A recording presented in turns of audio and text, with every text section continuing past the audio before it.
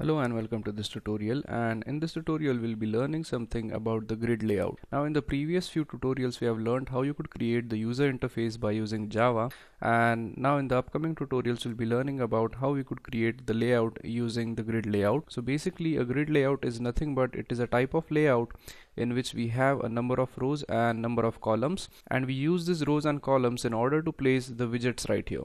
So in this tutorial what I have done is that I have opened up a new project and I have named it my application 2 or my app 2, and what I have done is that I have deleted each and every element which is present onto the screen so as to make it simple to understand the grid layout. Now once you are done with setting up your project and deleting all the elements on your layout, the next thing which you want to do is that you want to add the grid layout to your interface. So in order to add the grid layout, we simply go under this layouts tab and then select grid layout, and we just drag this and drop it over here. So as you could see, we have the grid layout which spans the entire activity, or it spans the entire screen of our phone.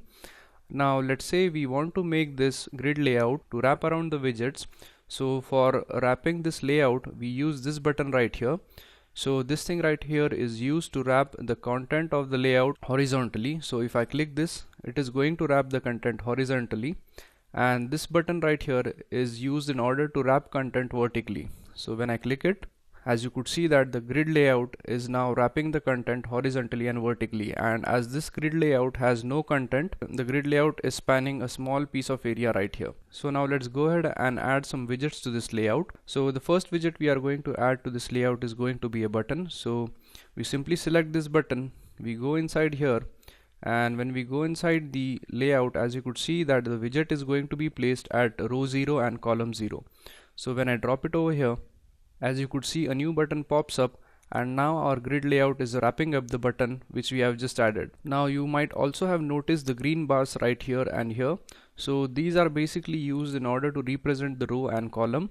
So this bar right here is going to represent the set of columns, and this bar right here is going to represent a set of rows. Now in this case we are using a combination of row and column which is 0 0. Now let's go ahead and name this button something. So we click on the button, go to properties, and inside the property we want to change the text property. So let's say we name this button as center. So we type center, and as you could see the size of our button has changed. Now let's go ahead and add one more button to this layout. So we select the button, and let's say we want to place it to the left hand side of the center button. So we go ahead here and drop it over here. So as you could see, we have added the new button, and now let's name this button as left, as it is placed to the left. So we go here and we change the text to left. So as you could see, we now have two buttons. So you could notice that one more green bar has been increased over here, and that is because we have added an additional column to our layout. Now let's add one more button to this, and now let's add it to the right hand side of center. So as you could see, we have our new button, and let's name this as right. So we change the text here to right. So now as you could see, we have one row and three columns. Now let's say we want to add one more widget to the layout. So let's say we want to add one more button. So we drag the button, come over here and just drop it right over here. So as you could see that one more button or one more widget has been added, and we have noticed the change in the number of rows. And also you could use this green bars to entirely shift the rows. So for example, if I select this and if I drag it and drop it down here, you could see that the layout changes. So you could basically select an entire row or an entire column, and you could just drag it and drop it somewhere else. And one more thing which I wanted to mention is that as we are using a grid layout and it is just wrapping up the content, so if we select another button and if we drop it somewhere over here, so it is not going to laid on the grid layout, and that is because our grid layout is only present in this area right here.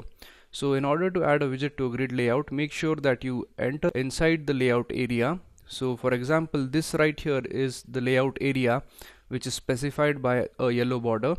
So if we drag a button and drop it over here, it is not going to be present in our grid layout. And also one more thing which I wanted to mention here is that if you want a particular button to span the entire row, then you could do so by just dragging the button and dropping it like this.